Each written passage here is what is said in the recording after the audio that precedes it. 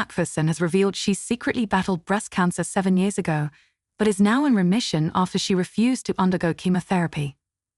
The Australian supermodel 60 revealed in her upcoming memoir, Life, Lessons, and Learning to Trust Yourself, that she took a holistic approach to her illness, going against the advice of 32 doctors and the wishes of her family. Speaking to Women's Weekly about her diagnosis, she revealed, "It was a shock, it was unexpected, it was confusing, it was daunting in so many ways, and it really gave me an opportunity to dig deep in my inner sense to find a solution that worked for me." After receiving a lumpectomy 7 years ago, the Wella co-founder was diagnosed with HER2-positive estrogen receptive intraductal carcinoma. The doctor recommended Elle undergo a mastectomy with radiation, chemotherapy, hormone therapy, and the reconstruction of her breast to treat it. However, Elle, who was dating disgraced anti-vaxxer Andrew Wakefield at the time, decided against traditional medicine as a wonderful exercise in being true to myself, and trusting the nature of my body and the course of action that I had chosen. Elle said she prayed and meditated on a beach in Miami to conclude she didn't want to treat her cancer with pharmaceuticals, but rather an intuitive, heart-led, holistic approach. Saying no to standard medical solutions was the hardest thing I've ever done in my life. But saying no to my own inner sense would have been even harder, she explained, later adding she thought chemotherapy and surgery were too extreme.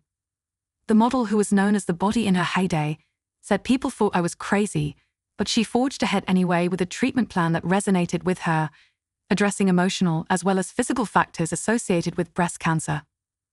Elle revealed that she rented a house in Phoenix, Arizona for 8 months, where she holistically treated her cancer under the guidance of her primary doctor, a doctor of naturopathy, holistic dentist, osteopath, chiropractor, and 2 therapists. Staying in the house alone, Elle said she spent her days focusing and devoting every single minute to healing myself. While Elle is now in clinical remission, which she instead chooses to call utter wellness, she said her sons Flynn, 26, and Sai, 21, and former partner Arpad Archibusson had mixed reactions about her unusual approach to the cancer diagnosis.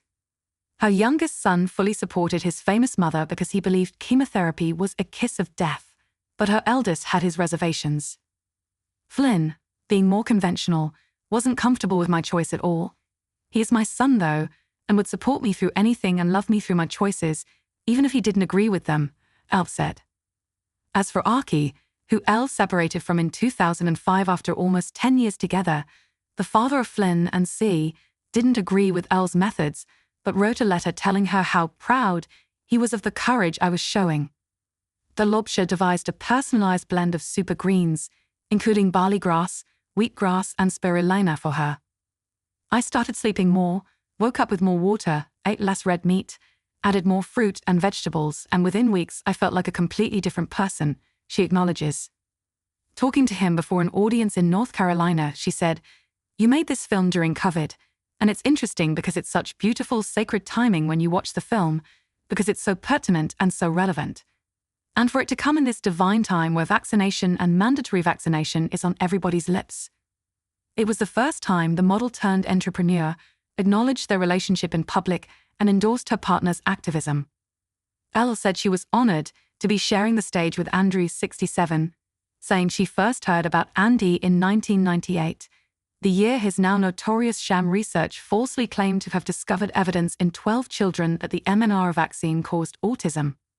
Andrew, originally from Berkshire, was struck off the medical register in 2010 after his research showing the supposed link between the MMR jabs and autism was exposed as an elaborate fraud.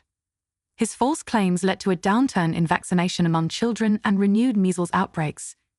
He moved to the US and reinvented himself as a filmmaker and campaigner, and in recent months has seized on paranoia owing to the coronavirus pandemic to spread conspiracy theories around vaccination. Andrew dismissed the coronavirus as what he called Wu flu, after the city of Wuhan in China, where the pandemic began.